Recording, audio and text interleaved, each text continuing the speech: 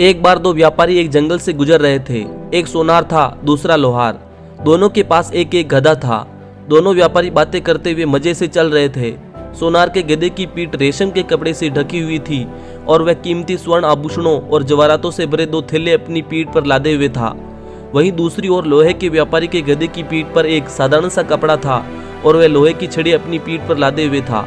सोनार के गधे को इस बात का घमंड था कि वह अपनी पीठ पर सोना, हीरा, जवाहरात लाद कर जा रहा था, इसलिए वह बार बार अपनी बातों से लोहार के गधे को नीचा दिखाता रहता था। लोहार के गधे को बहुत बुरा लग रहा था, लेकिन वह चुपचाप सोनार के गधे की बातें सुन रहा था। कुछ देर बाद वह जंगल के बीचों बीच पहुंच जाते हैं जहां कोई नहीं था। वह बहुत थक जाते हैं, इसलिए आराम करने की सोचते हैं। इसके बाद वह एक पेड़ के नीचे बैठकर आराम करने लगते हैं और वे आराम कर ही रहे थे तभी उन्हें कुछ डाकुओं ने घेर लिया। डाकुओं को देखते ही दोनों व्यापारी डर के मारे अपने गधे को वहीं छोड़कर अपनी जान बचाकर भाग जाते हैं। डाकू दोनों गधों को पकड़ लेते हैं और गधे की पीठ पर लदे सामान को देखने लगे। उन्होंने देखा कि लोहे के व्यापारी के गधे की पीठ पर सिर्फ लोहे की छड़ी लदी हुई है, इसलिए कुछ कीमती सामान ना देकर उन्होंने उसे भगा दिया और वह गधा वहां से भाग गया।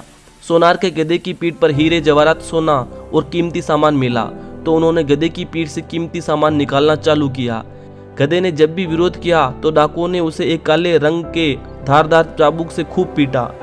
घमंडी गधे को उसके घमंड का फल मिल चुका था। अंततः वह डाकू लोग उस गधे का पूरा सामान लूट लेते हैं और गधे को पीट पीट कर अधमरा कर देते हैं। बाद में गधा सोचता है कि अगर उसके पास कीमती सामान न होता तो वह भी दूसरे गधे की तरह बच जाता और वह गधा बहुत पछताता है। दोस्तों, इसलिए हमें जीवन में कभी किसी चीज का घमंड नहीं करना चाहिए, क्योंकि घमंड करने का फल हमें कभी न कभी जरूर मिलता है।